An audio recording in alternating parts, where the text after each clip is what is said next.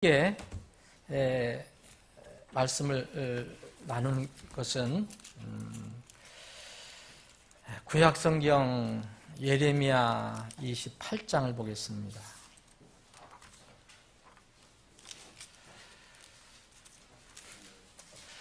구약성경 예레미야 한영 흠정역 대역성경 가지고 계신 분들은 오늘 제가 3판을 쓰는데 1170페이지입니다. 제가 3판, 5판 이렇게 서로 사용할 겁니다. 근데 어떤 때는 제가 이제 또 3판으로 다시 돌아가는 이유가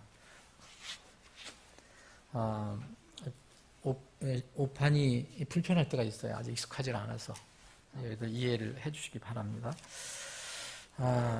예레미야 28장의 1절부터 17절까지인데 이게 전부 깁니다. 그런데 이걸 다 여러분들과 함께 읽지는 않겠습니다.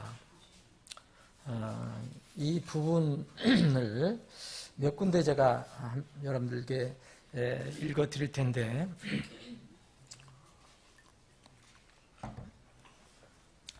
사실 이 예레미야 28장은 이거 한 장만 가지고서는 이해가 전혀 안 되고요. 전후 장을 다 살펴봐야 되는데 대략 이러한 것입니다. 그 이스라엘의 지금 남왕국 유다가 마지막으로 버티고 있었는데 이제 멸망이 직전에 하나님께서 대언자들을 보내주셔서 이스라엘 백성들에게 다시 기회를 주시고 회개하라고 이렇게 얘기하신 것입니다. 하나님의 계획은 이렇게 세워졌으니까 너희들은 이 계획을 인정하고 하나님의 계획 가운데 너희들이 순종하면 너희들에게 기회를 주겠다. 또 민족적으로도 살려남게 해주시고 이런 것을 약속하신 그런 내용입니다. 특별히 28장은 예레미야 28장은 이 예레미야서잖아요. 지금 예레미야서인데 예레미야서의 이 기록자는 예레미야라는 대언자입니다. 근데 하나님께서 예레미야를 세우셔서 이스라엘에게 교훈을 주시고 메시지를 주시는데 여기에 또 한 인물이 나와요. 오늘 이 인물을 잘 생각해 보시고 이 인물과 이 하나님께 세우신 그 대언자 예레미야를 대비해서 한번 생각해 보시기 바랍니다. 여러분들이 이해를 하시기 위해 제목이 필요하다 그러면은 저렇게 말씀드릴 수 있겠습니다. 거짓 평화의 대언자와 진리의 대언자라는 것입니다. 자, 제가 몇 절을 한번 읽어보겠습니다. 같은 해 곧 유다왕 시드기야의 통치 초기인 제4년 5월에 기브온 출신의 대언자로 아술의 아들인 하나냐가 주의 집에서 제사장들과 모든 백성 앞에서 내게 말하여 이르되 만군의 주 곧 이스라엘의 하나님이 이같이 말하여 이르노라 내가 바벨론 왕의 멍에를 꺾었느니라 내가 바벨론 왕 느부갓네살이 이곳에서 취하여 바벨론으로 옮겨간 주의 집의 모든 기구를 2년이 다 차기 전에 이곳으로 다시 가져오고 내가 또 바벨론으로 간 유다 왕 여호야김의 아들 여고니아와 우리는 여고니아라고 나오는데 여고니아는 여호야긴의 다른 또 이름입니다. 이게 다른 여호야긴하고 여고니아가 다른 사람이 아니에요. 여고니아가 여호야긴입니다. 다른 이제 열왕기 하 같은 데를 보면 여러분 여호야긴이라고 되어 있습니다. 그 여고니아와 유다의 모든 포로를 이곳으로 다시 데려오리니 내가 바벨론 왕의 멍에를 꺾으리라 주가 말하노라 하니라. 한 대언자가 시드기야가 통치할 때에 나타나서 이렇게 이 하나님께서 이스라엘을 바벨론의 멍에에서 건져내겠다. 하나님께서 바벨론 멍에를 꺾어주겠다. 그리고 바벨론으로 끌려갔던 사람들을 되돌리고 또 바벨론으로 다 압수되어 갔던 그 모든 기물들을 다시 되찾아오게 하겠다라고 하나님께서 하나냐에게 이렇게 대언을 하라고 말씀하셔서 했다, 그 얘기입니다. 지금. 자, 그런데 그때에 대언자 예레미야가 주의 집에 서 있던 제사장들 앞과 모든 백성 앞에서 대언자 하나냐에게 말하니라. 자, 대언자가 두 사람이 나옵니다. 예레미야도 대언자예요. 자, 곧 대언자 예레미야가 말하되 아멘, 주께서 그리하시기를 원하노라. 예레미야도 이스라엘 백성입니다. 그래서 정말 하나냐, 네가 그렇게 얘기한 것 그렇게 되면 얼마나 좋겠냐. 아멘이다. 그래서 하나님께서 그렇게 하시기를 원하노라 이렇게 얘기한 겁니다. 주께서 네가 대언한 네 말들을 이루사 주의 집의 기구들과 포로로 끌려간 모든 자들을 바벨론에서 이곳으로 다시 데려오시기를 원하노라. 내가 소망하는 거다. 나도 그렇게 원한다.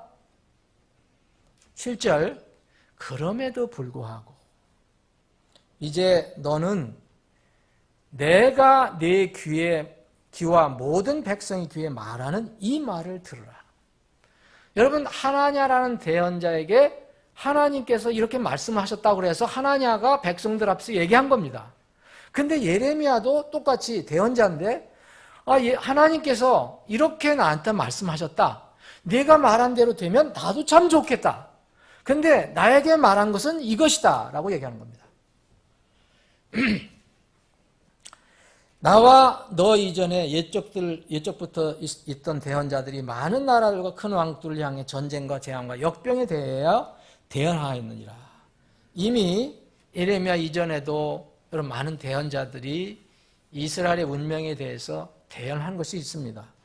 자, 9절입니다. 평화에 대하여 대언하는 대언자는 그 대언자의 말이 이루어질 때야 비로소 그가 진실로 주께서 보내신 대언자임을 알게 되리라 하니라.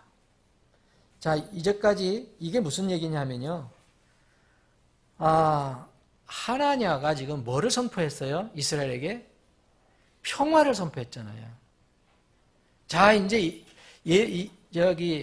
바벨론이 끝났다. 바벨론의 멍에를 우리가 지금 씌고 있는데 하나님께서 바벨론을 멍에를 끊어내셨다. 그래서 다시 포로를 돌리실 거고 그 잡혀갔던 모든 사람들 그리고 물건들도 다시 돌아올 것이다. 정말 평화를 선포한 거죠. 그런데 이 예레미야는 평화에 대해서 대언한다면 그 말이 이루어질 때 비로소 그가 주께서 보내신 대언자인지 아닌지를 판단할 것이다 라고 얘기하는 겁니다. 이 9절에 그때 대언자 하나냐가 대언자 예레미야의 목에서 멍에를 벗겨 그것을 꺾고 지금 어떤 상황이냐면요. 여러분 27장을 보세요. 27장을 보시면 제가 오늘 이렇게 설명을 드릴 겁니다. 이렇게 성경을 읽으면서 지금 설명을 드릴 거예요. 27장을 보면 여기에 하나님께서 이 예레미야에게 이스라엘 백성에게 깨닫도록 이렇게 하라고 명령하셨어요. 27장 2절부터 주께서 이같이 내게 말씀하시기를 너는 줄과 멍에를 만들어 내 목에 걸고 그랬어요. 자, 멍에를 만들어 갖고 줄을 끼워 갖고서 네 목에다 걸으라 이거예요. 어떤 멍에인지 모르지만 어떻게 큰 규모인지 모르지만 이런 모습을 하고 지금 예레미야는 이스라엘 백성에게 대언을 하는 거예요. 그런 상태에서 이제 이 대언자 하나냐가 예레미야의 말을 듣더니 그 예레미야의 목에 있는 멍에를 벗겨갖고서 그를 꺾어버렸어요.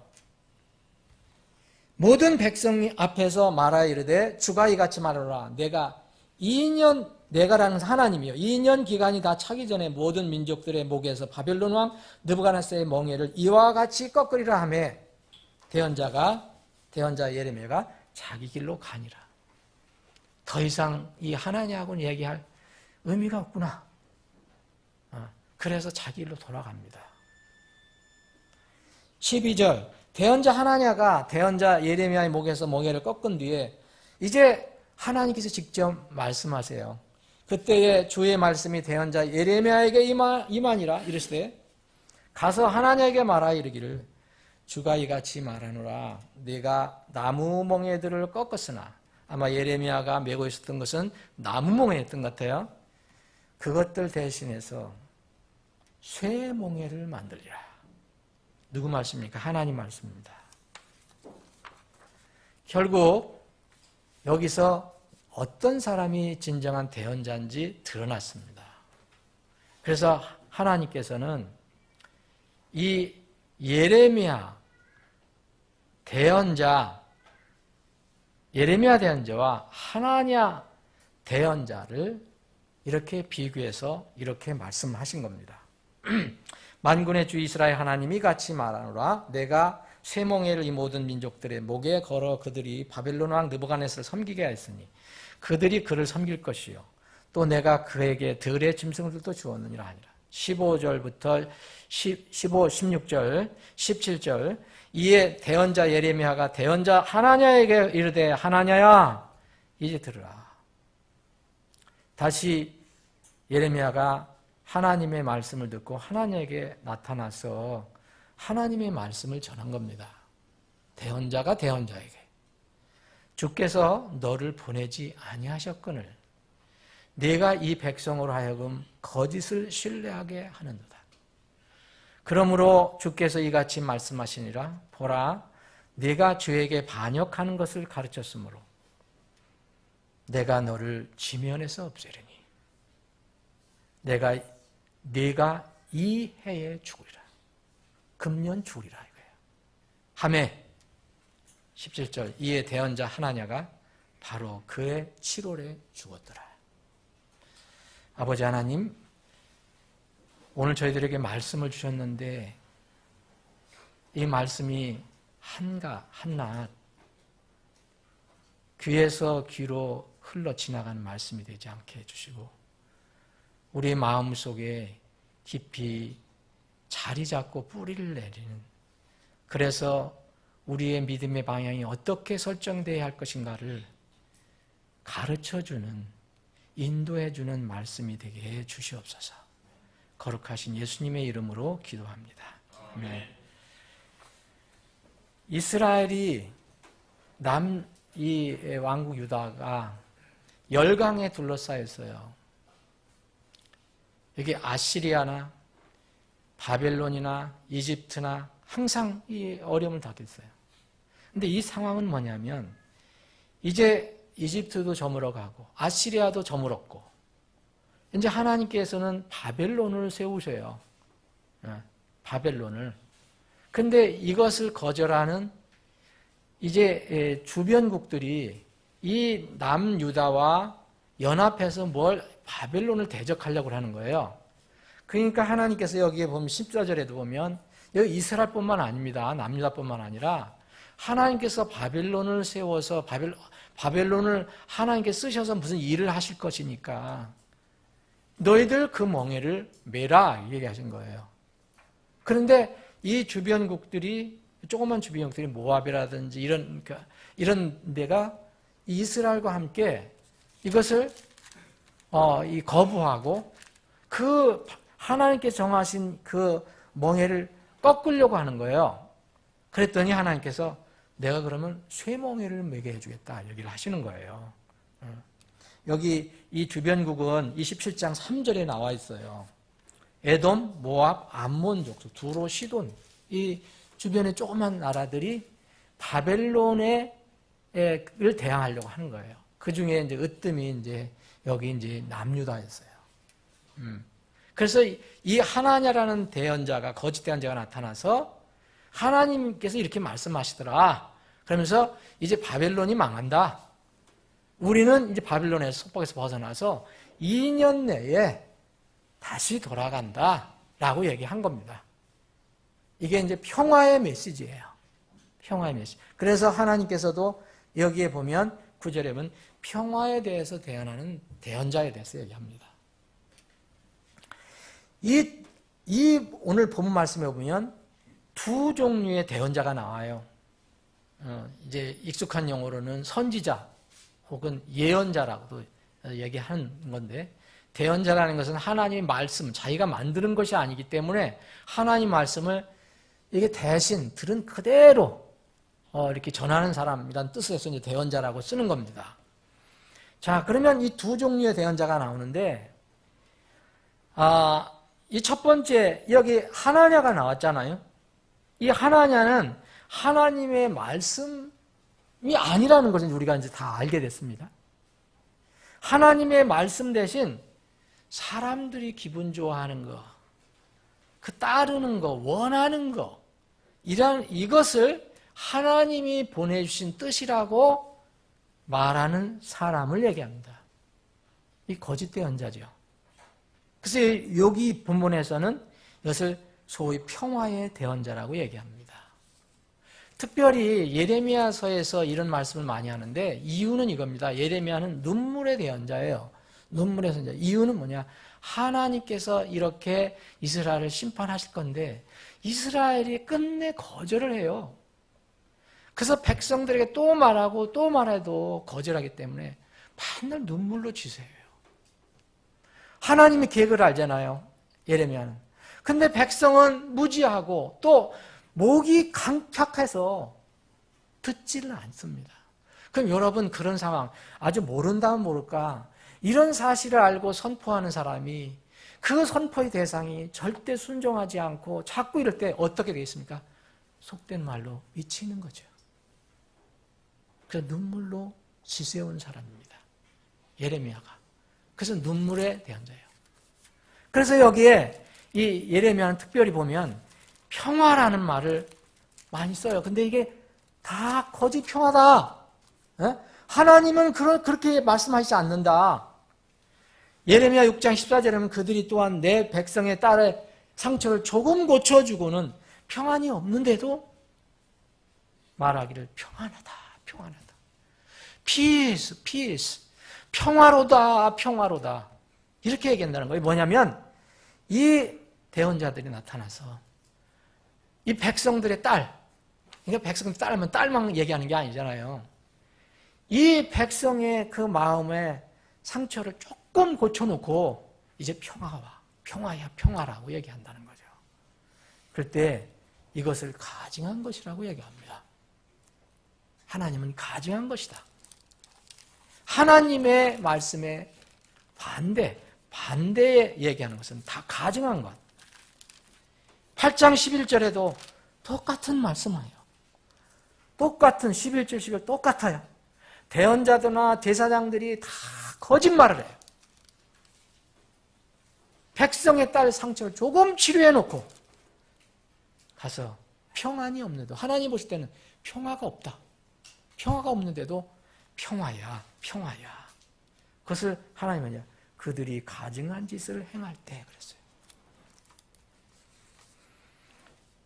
바벨론으로부터 2년 내에 귀환한다고 하면 얼마나 좋습니까? 여러분.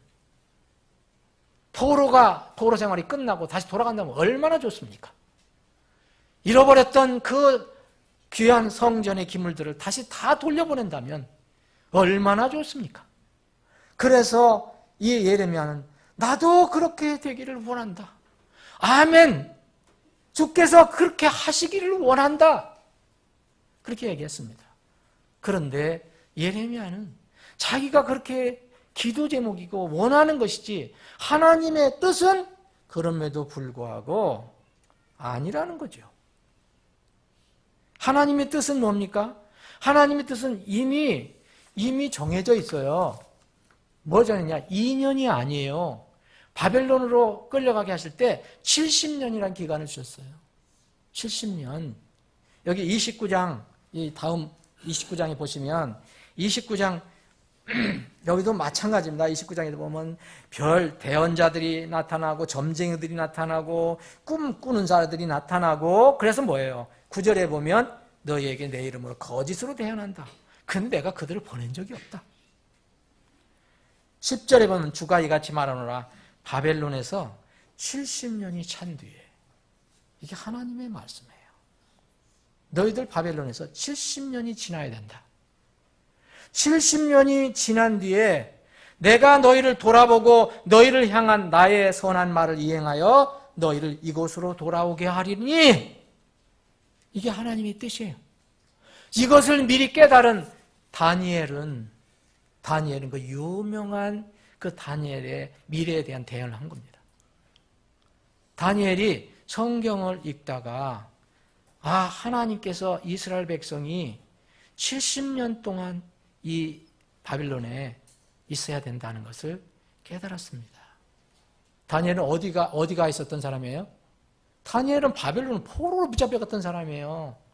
다니엘을 포로로 붙잡혀갔는데 2년 만에 돌아가면 얼마나 좋겠어요? 근데 하나님께서는 70년을 정해놓으셨단 말이에요. 이거를 다니엘은 깨달았다고 나와 있습니다.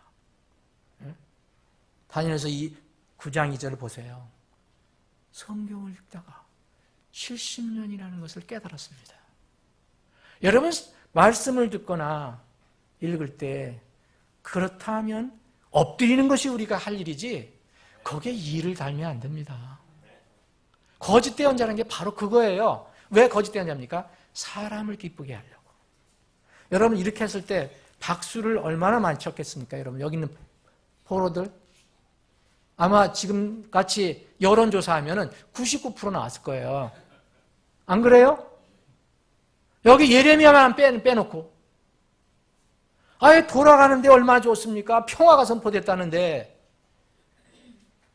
하나님은 그것을 가증한 것이라고 말씀하십니다. 사랑하는 여러분, 하나님의 명령을 어기면 나무멍이가 뭘로 바뀌죠? 이제 쇠멍이로 바뀝니다. 사람이 어떻게 하나님을 이길 수 있습니까? 거짓 대언자라는 것은, 거짓 교사, 거짓 설교자는 사람이 하나님을 이길 수 있다라고 이야기하는 사람과 같은 거예요. 사람 마음을 비율을 맞추는 거예요. 환경과 조건이, 이 흐름이 하나님의 계획을, 그것을 무효화시킬 수 있다라고 얘기하는 것이 바로 거짓 설교자예요.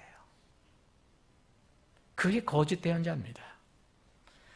이 나무멍에를 쇠멍에로 바꾼다고 그랬는데 하나님께서 자신의 백성 이스라엘에게 어떠한 하나님이십니까? 여러분 한번 스스로 질문해 보세요. 지금 한번 질문해 보세요. 하나님은 나에게 어떤 하나님인가? 여러분, 하나님이 여러분들이 포로로 돼 있어요. 어디 포로로 고통을 받고 있어요. 풀어주시기를 원하시는 분 아니에요? 여러분들이 골탕 먹기를 원하시는 분이에요, 그분이? 근데 하나님의 원대한 뜻과 거룩한 그 뜻은 우리가 다 몰라요. 근데 70년이에요. 이 70년에 대해서 우리는 이것을 받아들이기 어려워하는 거예요. 2년이라고 하는 걸 좋아하는 거예요. 하나님께서 자신의 백성에게 골탕을 먹이시는 분입니까? 아니, 우리가 잘못되도록 도랑을 파놓고 함정을 파놓고 이 녀석 너 잘 오나 보자. 거기 팍 빠져라. 이런 분이세요? 아니, 우리가 가는 앞길에 천사를 보내서 막아주시고 또 싸움이 일어나면 먼저 하시는 분인데 이스라엘 백성에게 행복을 원하셔요. 이스라엘 백성이 아주 불행통에 빠지기를 원하셔요. 여러분 질문해 보세요. 하나님 어떤 분이신가? 여러분, 이스라엘이 불행에게 빠지기를 원하신다면 이미 그 하나님은 거룩한 하나님 아니에요. 이사야서 49장 15절에 이런 말씀이 있어요. 여인이 어찌 자기 젖 먹는 자식을 잊을 수 있겠으며 그랬어요. 여러분, 자기 젖 먹는 자식 엄마로서 잊을 수 있습니까? 어찌 자기 태에서 난 아들을 불쌍히 여기지 않을 수 있겠느냐? 참으로 그런데 그들은 자식을 잊을 수도 있다. 나는 너를 결코 잊지 아니하리라. 주님께서 자신의 피로 사준 그 지옥에서 건져주시고 하늘의 소망을 주신 그 바로 그분께서 자신의 몸을 바쳐서 사주신 자녀들이 잘 되기를 바라겠습니까? 안 되기를 바라겠습니까? 왜 우리가 하나님을 믿고 섬기는데 왜 우리가 하나님을 전적으로 신뢰 못합니까? 무슨 일을 할 때, 어떤 일을 결정할 때 왜 우리가 하나님의 이 마음을 모릅니까?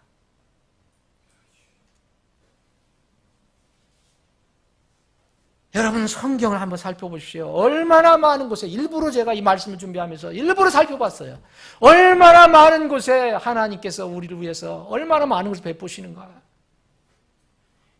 로마서 8장 32절에 보면 자신의 아들을 아끼지 아니하시고 우리 모두를 위해 그분을 내주신 분께서 어찌 그 아들과 함께 또한 모든 것을 값없이 주지 아니하시겠나요? 여러분 예수 그리스도를 우리의 희생물로 주신 분이 뭐가 아까워서 그런데 우리는 하나냐가 얘기하는 것을 따르려고 한단 말입니다. 하나냐라는 이름은 좋은 이름입니다. 하나님은 은혜로우시다라는 뜻이에요. 이 하나냐라는 사람은 이 구약 성경에 보니까 13명이 나와요. 인기 있는 이름이잖아요. 하나냐. 하나님은 은혜로우니까. 그런데 이 사람은 거짓된 자입니다. 여기서 가장 유명한 사람일 거예요. 하나냐 중에서. 그런데 그 외에 보면은요, 느헤미야가 예루살렘 그 책무를 맡긴, 그래서 신실한 궁궐의 치리자로 세운 그 사람도 이름이 하나냐예요. 느헤미야에 보면. 똑같은 이름을 가지고 있는데도. 한 사람은 거짓된 자요. 한 사람은 신실한 하나님의 종입니다. 여러분 29장 그 뒤에 보면 29장을 보시면 21절 보시면 또 다른 거짓 예언자들이 나와요. 예레미야를 둘러싸고 있는 거짓 예언자들이 수없이 많았어요. 29장 20절 보면 만군의 주 곧 이스라엘의 하나님이 골라야의 아들 아합과 마아사야의 아들 시드기야에게 이같이 말하노라. 여러분 이름이 동일한 이름이 참 많아요. 이게 아방은 아니고요. 이들은 내 이름으로 너희에게 뭐 하느냐? 거짓을 대언하는 자들이니라. 보라, 내가 그들을 바벨론 왕 느부갓네살의 손에 넘겨주니 그가 그들을 너희 눈앞에서 죽이리라. 여러분, 이 거짓 대언자들, 이 하나님과 같은 그런 일을 합니다. 여기 23절에 보면 이는 그들이 이스라엘에서 나쁜 짓을 저지르고 자기 이웃의 아내들과 간음하며 또 내가 그들에게 명령하지 아니한 거짓말들을 내 이름으로 말하였기 때문이라. 내가 그것을 안 하니 내가 증인이라. 주가 말하노라. 여러분 요새 정치적으로나 무슨 교계, 요새 교계에도 미투 운동이 일어나갖고 이게 말이 되는 겁니까? 사랑하는 여러분, 이거 정말 슬픈 일입니다. 펑펑 울어도 이건 속이 시원하지 않습니다. 교계에서 미투 운동이라는 게 말이 됩니까? 여러분 거짓 대언자들 보세요. 나쁜 짓을 하죠. 간음을 합니다. 하나님께서 말하지 않은 거짓말을 얘기해요. 이 시대의 거짓 대언자, 거짓 설교자 똑같습니다. 저는 한두 번 실수한 걸 얘기하는 게 아니에요. 무슨 만민 무슨 교회 뭐 아무개 뭐 요새 많이 나오잖아요. 정말 똑같아요, 여러분. 23절하고. 사역자가 돈에 빠져 있고 세속적인 쾌락을 탐하고 있어요. 그런데 사람들은 눈이 멀어서 그 사람을 따르는 게 10만이 넘는다고 해요.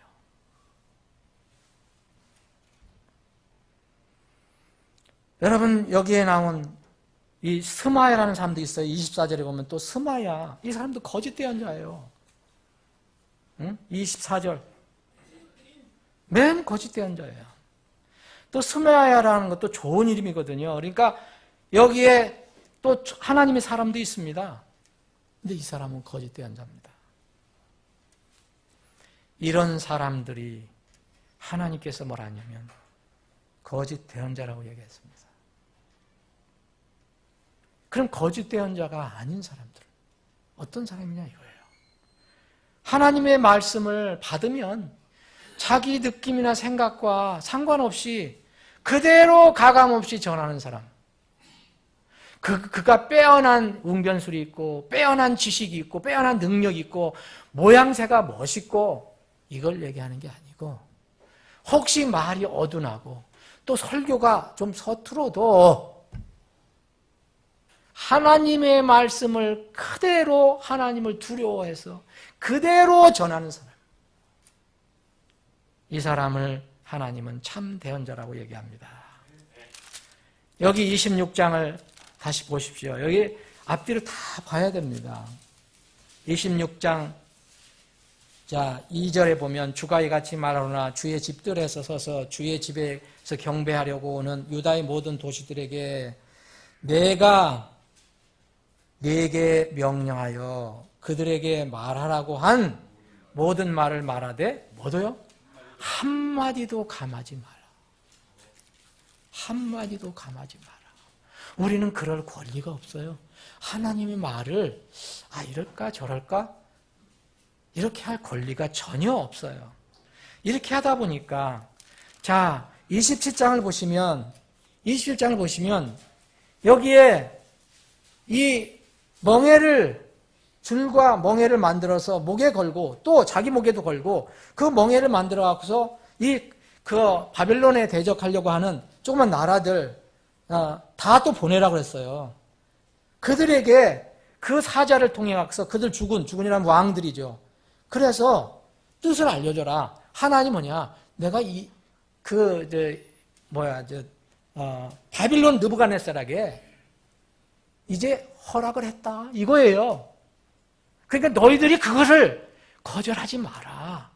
그 얘기입니다. 자, 27장 제가 5절부터 나는 나의 큰 권능과 나의 펼친 팔로 땅과 지면에 있는 사람과 짐승을 만들고 나 보기에 합당한 자에게 그것을 주었노라. 이제 내가 이 모든 땅을 내 종 바벨론 왕 하나님께서 내 종 바벨론 느부갓네살 손에 내주었고 그랬어요. 하나님이 다 계획이 있으셔요. 이스라엘을 위해서 나중에 내줬고 또 들의 짐승들도 그에게 주어 그를 섬기게 하였느니라. 그러므로 모든 민족들이 그와 그의 아들과 그의 아들의 아들을 섬기되 마침내 그의 땅의 때가 이르기까지 섬기리라. 이 땅의 때가 언제입니까? 하나님께서요 바벨론 영원히 놔두십니까? 바벨론이 자꾸 악하게 돼서 나중에는 바벨론 무너뜨리셔요. 70년 되면 그 뒤에 많은 민족들과 위대한 왕들이 그로 하여금 자기들을 섬기게 하리라. 땅의 때가 되면 그 바빌론 느부갓네살이 그 다른 나라를 또 섬기게 한다는 거예요. 멸망시켜서. 주가 말하노라 바빌론 왕 느부갓네살을 섬기려 하지 아니하는 민족과 왕국 즉 자기 목을 바빌론 왕의 멍에 아래 두지 아니하는 그 민족을 내가 칼과 기근과 역병으로 멸하되 마침내 내가 그의 손으로 그들을 소멸시킬 때까지 벌하리라. 70년이 끝날 때까지는 너희들은 하나님의 계획대로 순종하며 살아라 이겁니다. 이럴 때 어려운 거예요. 이럴 때 사람이 원하는 것과 하나님께서 원하시는 게 틀리기 때문에 이럴 때 하나님의 말씀과 내 생각이 틀릴 때 하나님의 말씀과 어떤 사람들이 설교자나 어떤 대언자가 나에게 전해주는 말이 틀릴 때 이때 우리가 힘들어요. 그래서 때로는 하나님의 말씀이 불편할 때가 있는 겁니다. 이럴 때 어떻게 해야 될까요? 여러분 이거 그냥 역사 이해로 끝나면 안 됩니다. 여러분, 이 거짓 대언자 뒤에는 누가 있어요? 하나님이 계셔요? 누가 있습니까? 하나님 대적하는 마귀가 있죠. 사탄이 있는 거죠. 마귀, 사탄은 고린도후서 11장에 보면 뭐로 다 가장한다 그랬어요? 빛의 천사. 빛의 천사로 가장했다 그랬어요, 사탄. 그리고 그 사탄의 일꾼들도 다 의의 사역자로 가장했다 그랬어요. 의로운 사역자다 이거예요.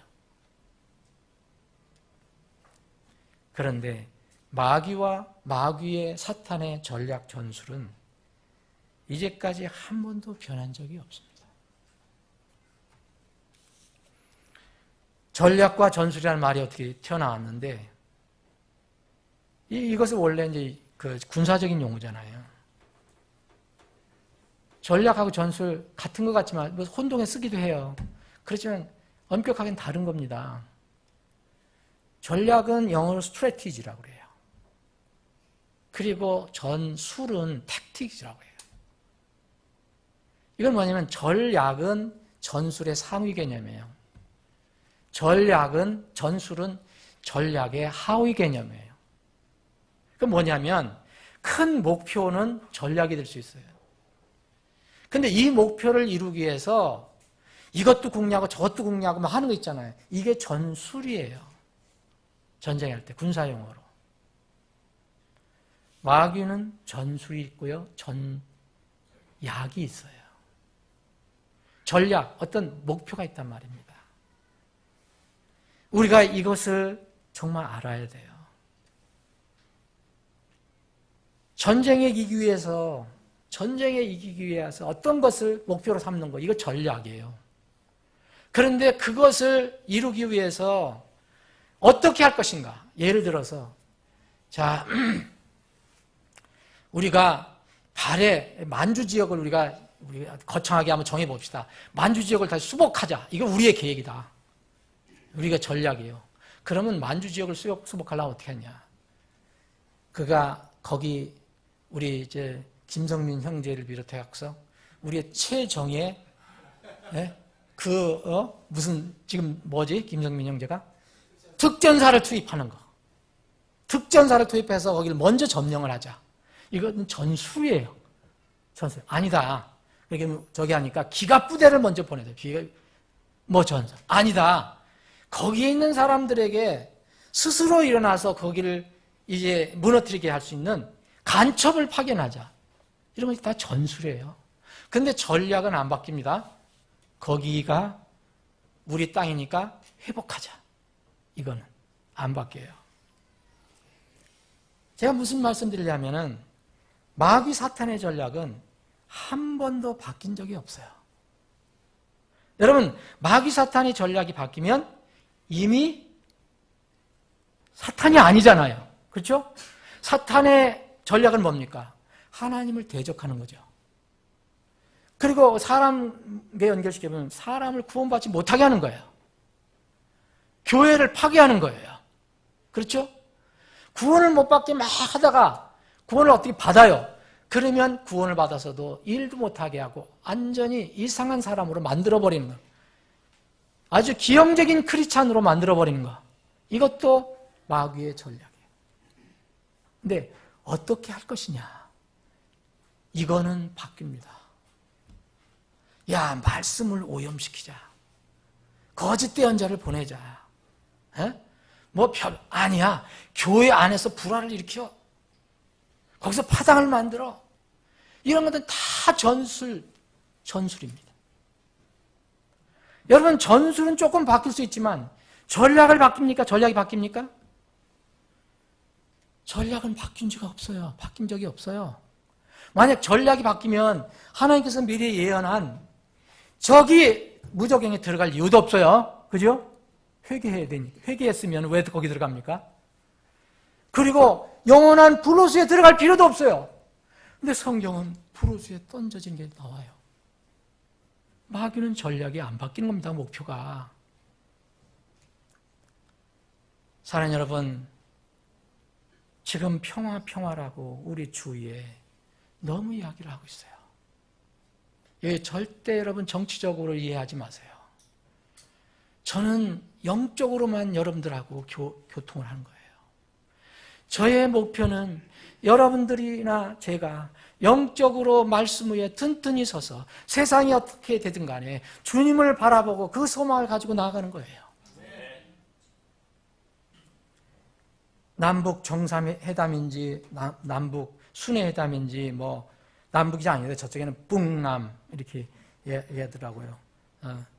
위대하신 우리의 영도자께서 많이 양보를 하고 뭐죠 이렇게 나오더라고요.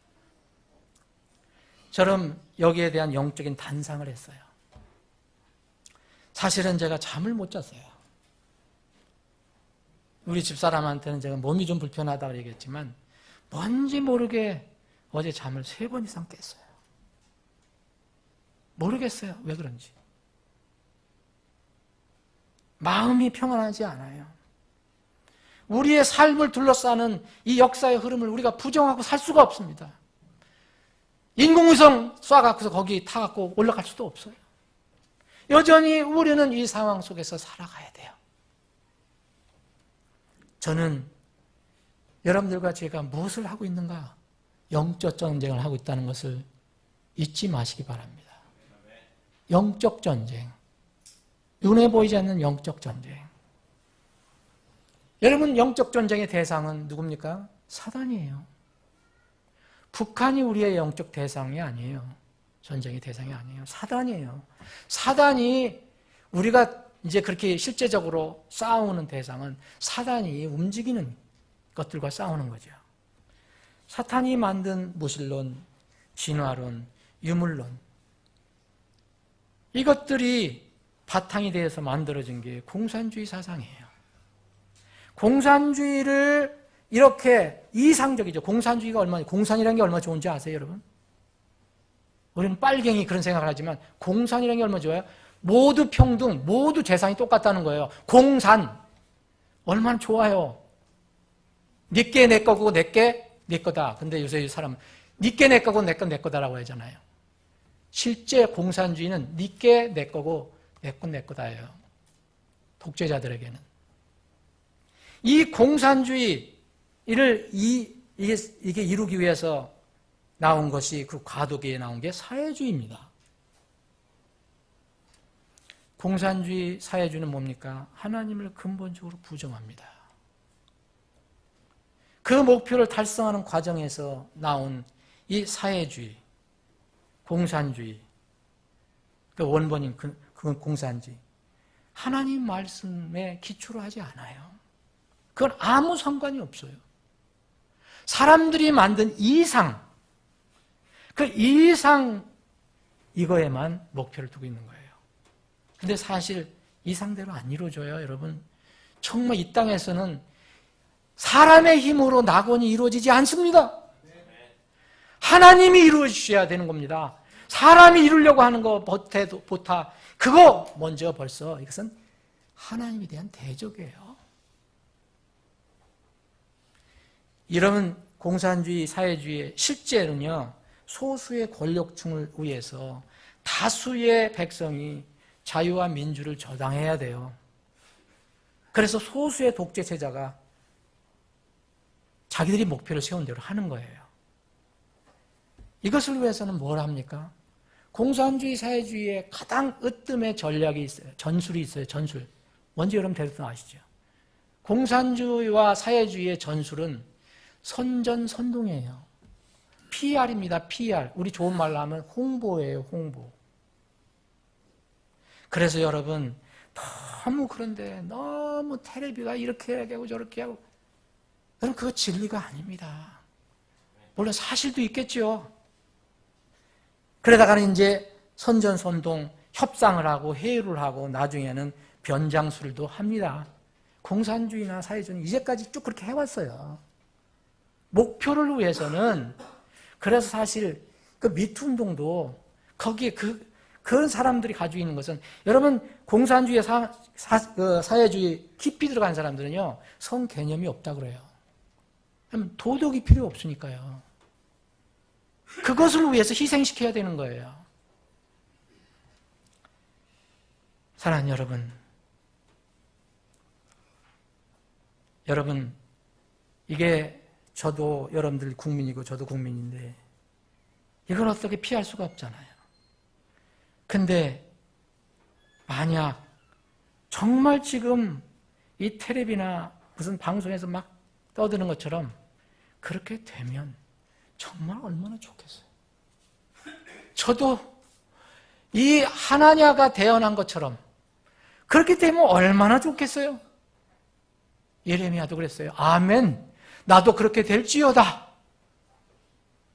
근데 그럼에도 불구하고요. 갑자기 평화 공세가 있으니까 원래 사람들은 망각의 동물이지만 까맣게 잊어버리고 있어요. 이게 공산주의가 뭔지, 사회주의가 뭔지, 정말 주체사상이 뭔지. 여러분, 제가 여기 아주 그 선언문을 쭉 한번 저도 봤어요. 거슬리는 게 있어요. 정치적으로 절대 해석하지 마세요. 저 영적으로 얘기하는 거예요. 자주통일이라는 말은요, 자유민주주의 통일로 바꿔야 돼요. 자유통일로 바꿔야 돼요. 자주통일은요, 늘 공산주의와 사회주의가 쓰던 용어예요. 자주, 우리 민족끼리. 여러분, 민족보다 저는 하나님의 말씀이 더 앞선다고 생각합니다. 하나님 말씀을 희생시켜서 민족 무슨 의미가 있습니까, 여러분? 왜 그 많은 사람들이 유럽을 탈출하고 영국을 탈출해서 미국으로 갔어요? 민족이 아니라 그랬어요? 믿음 때문에 간 거예요. 자유를 찾아서. 신앙의 자유를 찾아서. 여러분, 평화 지금 하는데 공산주의에서 얘기하는 평화는요, 의미가 달라요. 그들이 얘기하는 부르주아와 프롤레타리아 관계에서의 그 평화를 얘기해요. 우리는요, 모든 사람이 평화를 얘기하는 거잖아요. 한반도 비핵화라고 하는데 그러면 얼마나 좋겠어요, 여러분. 근데 사실 우리가 해야 되는 것은 북한 왜 이런 일을 지금 하는 겁니까? 북한이 자꾸 핵을 만들어가서 쏜다느니 뭐하니 띄운다니 하니까 북한에 너희들 핵 만들지 마라. 이게 원래 목표 아닙니까?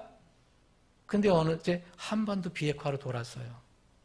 한반도 비핵화라고 얘기하면요, 정말 비핵화되면요, 우리 깊이 생각해 봐야 됩니다. 중국 핵 가지고 있습니다. 북한도 핵을 가지고 있어요. 근데 얼마든지 숨길 수 있어요. 우리는 없어요. 일본도 없어요.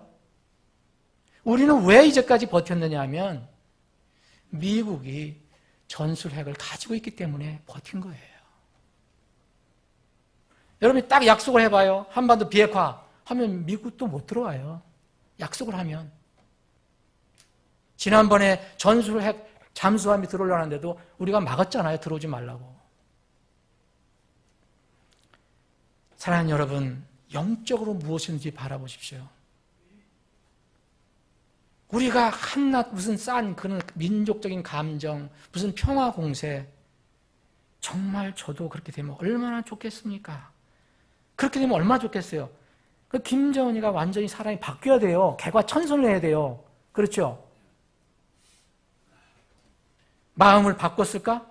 여러분 어떻게 생각해요? 근데 우리는 까맣게 잊어버리고 무엇이든지 다 좋다고 생각해요. 사람이라는 게 묘해요. 자, 여러분, 그 김정은이가 자신의 숙부를 기관총으로 쏴 죽인 사람이에요. 얼마 전에 자신의 형을 자기 권력을 위해서 독살한 사람이에요. 여러분, 개과천선했어요? 나중에 우리한테 총 안 겨눈다는 보장이 있습니까? 6.25는 누가 일으켰습니까? 남한은 한 번도 그런 일을 해본 적이 없어요. 도발을 해본 적이 없어요. 평화가 우리는 헌법에 들어가 있기 때문에. 여러분, 그가 바뀌었습니까? 자신과 그를 따르는 소수 특권층은 호의호식하고 있어요. 지금도요. 여러분 아시잖아요. 이 백성들은 굶어 죽는 사람도 있는데 자기는 최고급으로 먹어요.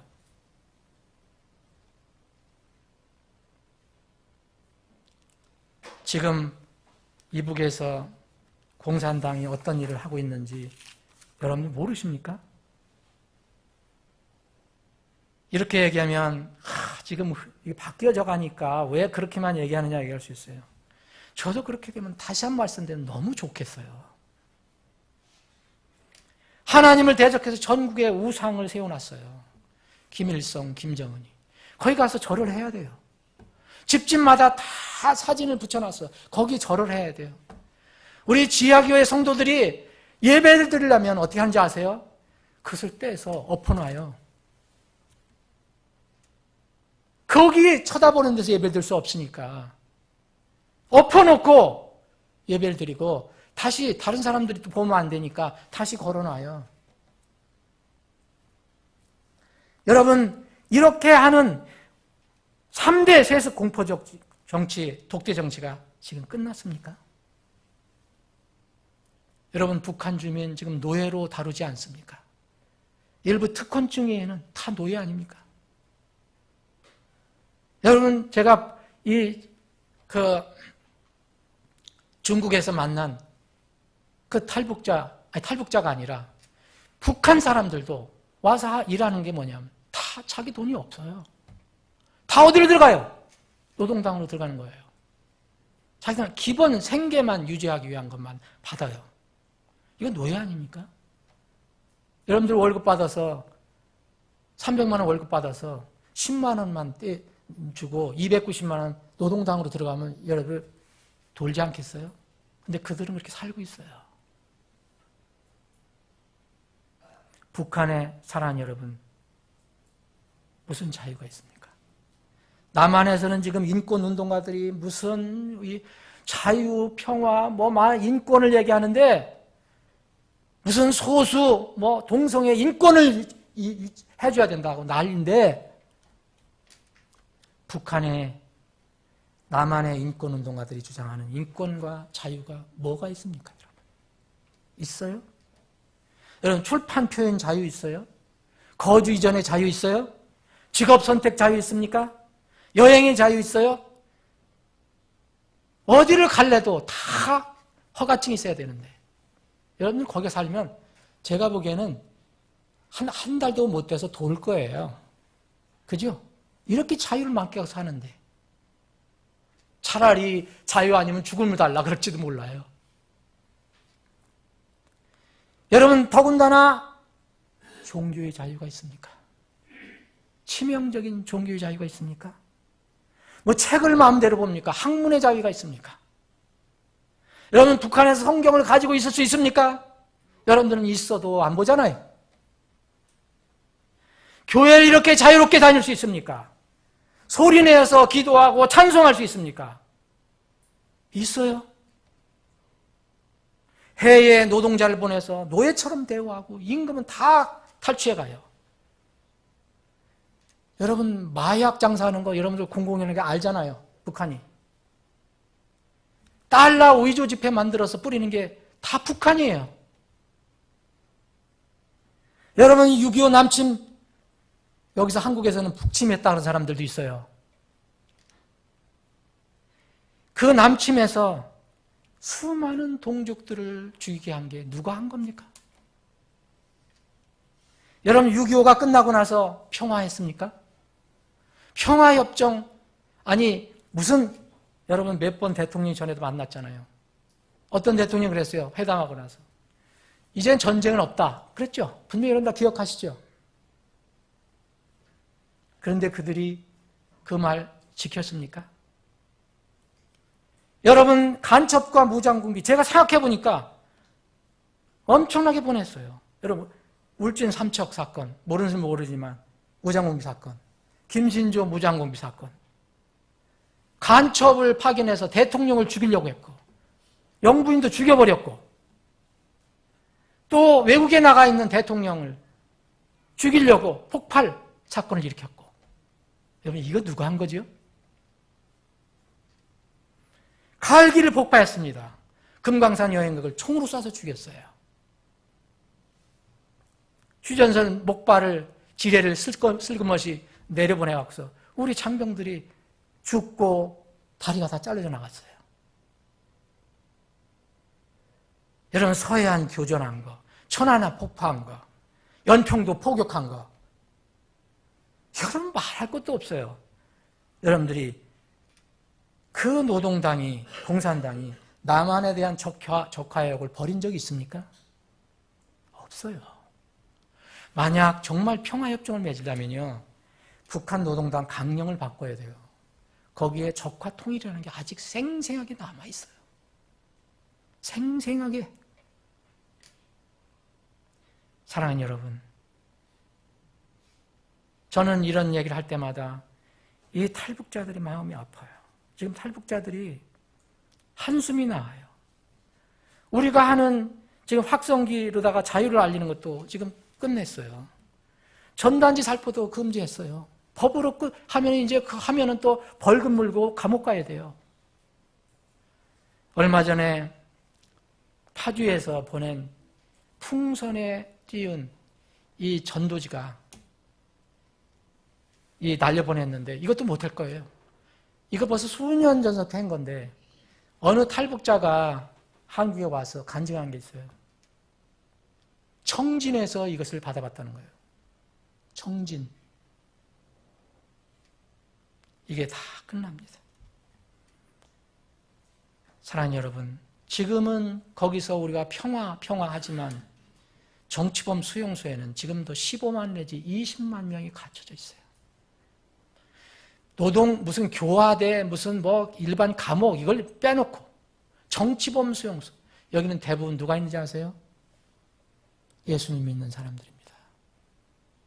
성경을 한번 가지고 있다. 찬송가 한번 가지고 있다. 적발됐다. 예배 한번 드리다 적발됐다. 예수 나는 버리지 못한다. 들어간 사람들이에요. 대부분. 바뀌었습니까?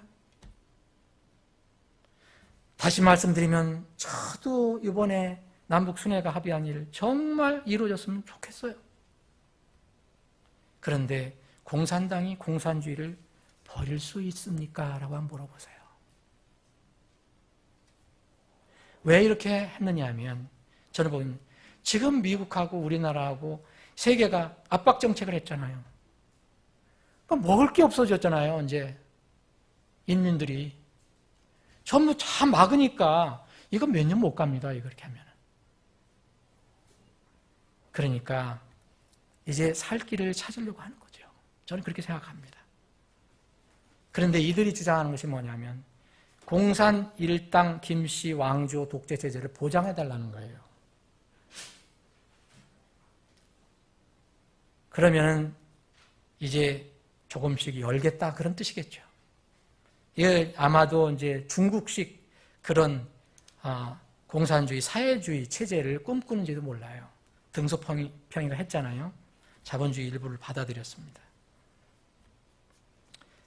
그럼에도 불구하고요, 자유민주주의, 모든 사람에게 똑같은 평등이 있고 한 인격을 존중하고 하는 이 자유민주주의, 이게 세워지지 않으면 어렵습니다. 이 시장경제 체제로 바뀌지 않으면요, 겉으로는 평화하지만 여전히 이 남한이 타도의 대상이 될 수밖에 없습니다. 여러분, 중국이 왜 대만을 지금 무력으로 공산 통일을 왜 못하는지 여러분 잘 아시죠? 힘이 없나요? 중국이? 중국하고 지금 대만하고 하면 게임이 안 돼요. 근데 미국 때문에 못하는 겁니다. 미국하고 싸움이 벌어지니까. 여러분, 우리가 무슨 힘이 있습니까? 여러분, 우리가 중국을 사실 물리적으로 이길 수 있어요? 소련을 이길 수 있어요? 지금 물리적으로 북한을 우리가 이길 수 있어요? 이길 수 있다 큰 소리 치지만 사실 무기로는 안 돼요. 여러분, 미국이 손을 떼면 대만은 지금도 중국에 먹히는 건 시간 문제입니다. 정말 여러분들에게 부탁드립니다. 우리가 잊지 말아야 할 것이 있어요. 마귀의 목표는 변하지 않는다는 거예요. 마귀와 무슨 타협을 하겠습니까, 여러분? 그게 자유주의 기독교 사상이. 마귀와도 적당히 가겠다는 거예요. 하나님의 이름으로. 그래서 복음이 아닌 것도 받아들이자. 하나님, 주님께 가는 길이 유일한 길인데, 하나님께 가는 길은 오직 예수 그리스도밖에 없는데, 믿음으로, 말씀으로밖에 없는데, 아니야, 다른 길도 있어. 그것이 바로 지금 이 시대에 타락한 교회, 기독교예요. 아무리 아름다워 보이고 인간적으로 보이고 부드럽고 의로워 보여도 하나님의 말씀이 아닌 것은 모두 마귀의 거짓입니다. 여러분, 마태복음 16장에 보면 이 베드로가 예수님이 이제 죽으신다. 난 너희들 위해 죽을 수밖에 없다. 죽은 뒤에 3일 만에 내가 일어날 거다. 베드로가 너무 인간의 감정으로 너무 마음에 안 들었어요. 그럴 수 없습니다. 주님, 선생님, 그러시면 안 됩니다. 오히려 이 베드로가 예수님을 책망했다고 그랬어요. 근데 예수님이 어떻게 하셨는지 여러분들 아시죠? 사탄아 물러가라 그랬어요. 자기 가장 사랑하는 제자에게. 사탄아 물러가라. 예수님이 무슨 인정이 없으신 분입니까? 여러분들처럼 무슨 감정이 없으신 분입니까? 그분은 하나님 말씀 외에는 기준이 될 수 없다고 말씀하신 겁니다. 말씀 정리하겠습니다. 여러분, 이 하나냐는 결국 죽었어요. 하나님의 예언대로 그애 죽었어요. 하나님 심판을 받아서. 하나님께 불순종하는 것은 열매는 다 그렇습니다. 피할 수가 없습니다. 거짓 대언자 다 그렇게 될 것입니다. 신라 선교사님이 이 소식을 듣고 기분 좋은 뜻으로 다 왔어요, 저한테. 남북 간에 두 대통령이 뭐 좋은 이렇게 회담을 하는 것 같은데 어떻게 생각하느냐. 나도 그렇게 됐으면 좋겠다. 예레미야처럼. 그럼에도 불구하고 있다 그랬어요, 제가. 또 스티븐 화이트 목사님한테 또 연락이 왔어요. 지금 뉴스를 보니까 뭐 남북이 평화협정을 맺는다는데 어떻게 생각하냐? 나도 그렇게 됐으면 좋겠다. 그런데 지켜봐야 되겠다 그랬어요. 여러분, 역사의 주인이 누굽니까? 문 대통령도 아닙니다. 김정은이는 말할 것도 없습니다. 더군다나 미국의 트럼프 대통령도 역사의 주인이 아닙니다. 하나님께서 쓰시는 것뿐입니다. 하나님께서 그들을 하나님의 영광의 도구로 사용하시기를 우리가 기도해야 되는 겁니다. 우리나라와 이 민족을 긍휼히 여겨주시길 기도해야 됩니다. 여러분, 이 세상의 역사는 지금 주님께서 이끌어 가심을 여러분들 믿으실 겁니다. 히브리서 1장 3절에 보면 자신의 권능의 말씀으로 모든 것을 떠받치신다고 그랬어요. 다니엘서 4장 25절, 32절 보면 똑같은 말씀이에요. 사람들의 왕국에서 다스리시며 자신의 뜻대로 그것을 누구에게든지 주시는 지극히 높으신 이 누구예요? 다니엘서 4장 35절, 그분께서는 땅의 모든 거주민들을 아무것도 아닌 것으로 여기시며 하늘의 군대 안에서든지 땅의 거주민들 가운데서든지 자신의 뜻대로 행하시나니 아무도 그분의 손을 멈추게 하거나 그분께 이르기를 당신 무엇을 하시나이까 하지 못하리라. 욥기 12장 13절입니다. 지혜와 힘이 그분께 있고 계략과 명철도 그분께 있나니 보라, 그분께서 허무신즉 다시 세울 수 없고 그분께서 사람을 가두신즉 열지 못하느니라.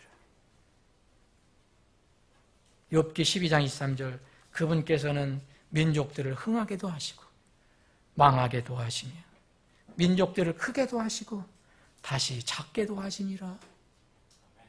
여러분들 아멘이십니까? 흥하게 하시고 망하게 하시는 기준이 뭐예요? 왜 하나님께서는 어떤 민족을 망하게 하시고 어떤 사람을 흥하게 하시고 또 느부갓네살처럼 바빌론을 흥하게 하다가 왜 때가 되니까 또 이렇게 망하게 하시고 하신 이유? 하나님께서 기분 막 아침 저녁으로 바뀌는 기분으로 하는 게 아니에요. 하나님은 기준이 있어요. 하나님께서 맡겨주신 창조 질서를 지키고 또 하나님께서 맡겨주신 사명을 이루어가는 것. 그리고 특별히 하나님 백성을 지은 이스라엘의 태도가 이스라엘 민족에 대한 태도를 니들 어떠냐? 이걸 보셔요. 이 부분에 굉장히 중요한 말씀이에요. 하나님의 말씀에 대한 순종과 불순종에 대한 태도에 따라서 하나님께 집행하십니다. 이 부분에 관해서는 이번 여름 성경 수련회에서 주님의 재림과 세상 나라의 민족들이라는 제목으로 이 부분을 구체적으로 한번 공부할 겁니다. 왜 하나님께서 이 세상 민족을 흥하게도 하고 망하게 하시냐? 그 기준이 도대체 뭐냐? 사랑하는 여러분, 금년과 내년 우리나라에 매우 중요한 한 해입니다. 주님의 뜻에 순종하면서 나라와 민족을 위해서 기도하기를 원합니다. 여러분, 언제 이 세상 역사가 끝날지 모릅니다. 가장 긴급하게 해결할 것이 뭐겠습니까? 영혼 구원입니다. 정말 구원을 받았는가? 정말 구원을 받지 못했으면 빨리 구원을 받아야 합니다. 평화는 거기서 이루어지는 겁니다. 그러므로 우리가 믿음으로 이렇게 되어 우리 주 예수 그리스도를 통하여 하나님과 더불어 평화를 누리는도다. 평화는 거기서 오는 겁니다. 이 나라 이 민족을 위해서 하나님의 계획을 전하고 혼을 구령하는 일을 우리에게 맡겨주셨습니다. 이 사명을 위해서 남은 인생을 하나님께 우리 드리기를 원합니다. 여러분들과 저를 주님께서 쓰시기를 원합니다. 기도하시겠습니다.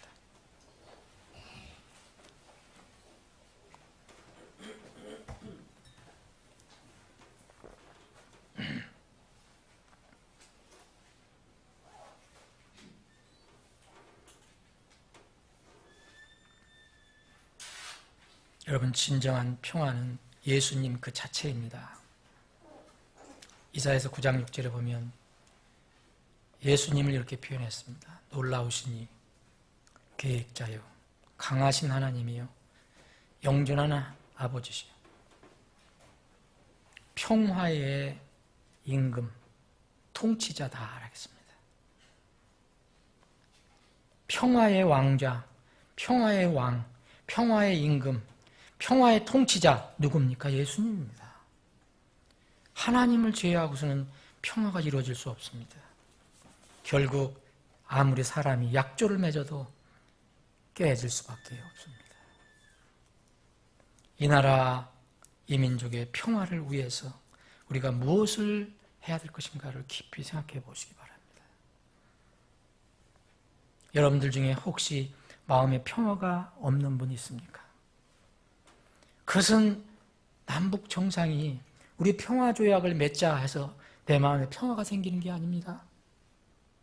하나님과 내가 예수 그리스도를 통해서 만나서 죄 문제를 해결하고 하나님의 자녀로 거듭 태어날 때 진정한 영원한 피스, 평화가 나에게 임하는 것입니다. 꼭 이런 복이 여러분들이 있기를 바랍니다. 아버지 하나님, 오늘 말씀을 듣는 혼들 중에서 혹 아직 진정한 영원한 평화, 하나님과 화해함으로 나타나는 평화, 평화의 임금이시고 통치자이신 예수님의 그 은혜로 얻는 평화가 없는 사람이 있다면 지금 성령님을 통해 찾아가 주셔서 죄 문제를 믿음으로 해결할 수 있게 해 주시옵소서. 아버지 하나님, 우리 앞에, 우리 주위에 흐르고 있는 이 역사의 한 부분에서 우리는 살고 있습니다. 이 나라, 이 민족을 참으로 긍휼히 여겨 주시기를 원합니다. 이 땅에 진정한 평화는 오직 예수님만 오셔야만 이루어지겠지만 그 전에라도 예수님을 따르는 사람들, 예수님을 믿는 믿음으로 인한 평화가 이 한반도에 충만해지기를 원합니다. 그래서 고통받는 사람들이 해방을 받고 또 우리가 자유롭게 하나님의 평화의 복음을, 생명의 복음을 전할 수 있는 기회가 열려지게 해 주시옵소서. 거룩하신 예수님의 이름으로 기도합니다.